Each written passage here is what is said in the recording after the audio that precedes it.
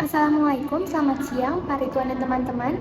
Perkenalkan, nama saya Francisca India Purba dengan 54111148143 dari Prodi Ilmu Hukum Rombel 10. Hari ini saya akan menjelaskan tentang asas-asas dari hukum internasional.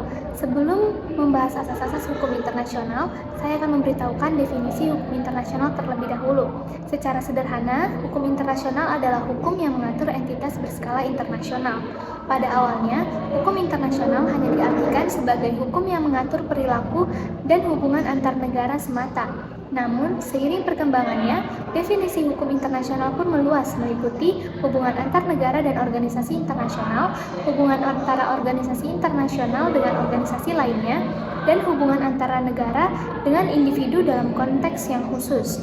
Adapun asas-asas yang menjalin hubungan antar bangsa, yang pertama adalah asas teritorial, yang mana asas teritorial ini adalah asas yang berdasarkan pada kekuasaan suatu negara atas daerah atau wilayahnya.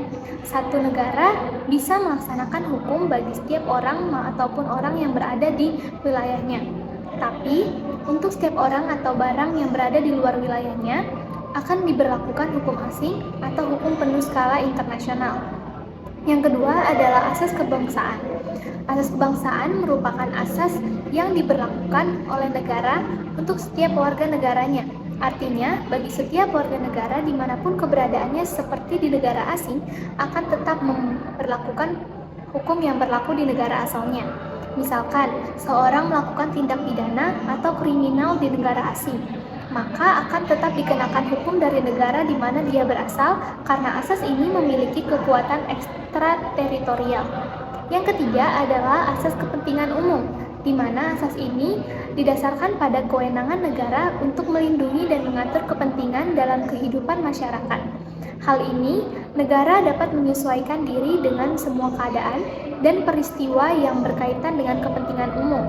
Jadi, hukum tersebut tidak terikat pada batas-batas suatu wilayah.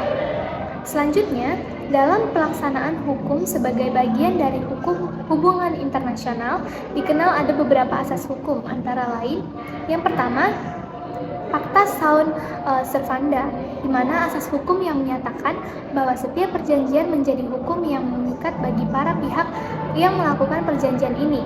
Terdapat pada pasal 26 Konvensi WINA tahun 1969. Yang kedua, equality rights, yang mana negara memiliki hubungan atau saling mengadakan hubungan, itu memiliki kedudukan yang sama di bawah hukum.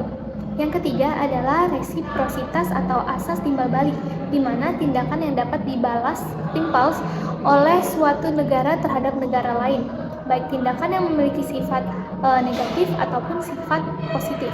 Yang keempat adalah courtesy atau yang artinya setiap negara yang bersangkutan haruslah saling menghormati dan saling menjaga kehormatan negara satu sama yang lain.